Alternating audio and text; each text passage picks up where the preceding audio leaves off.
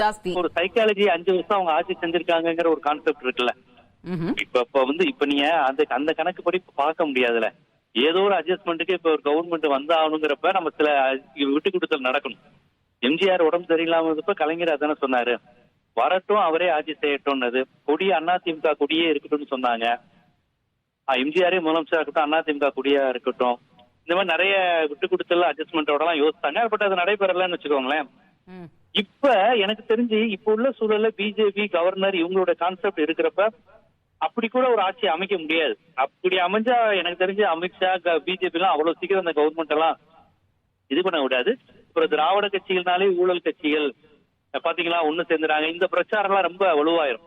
இன்னைக்கு விஜய் 2 திராவிட கட்சிகளும் முன்னெடுக்க வேண்டாம். பிஜேபி திராவிட கட்சிகள் அப்படின்னு சொல்லி முன்னெடுக்கிறதுல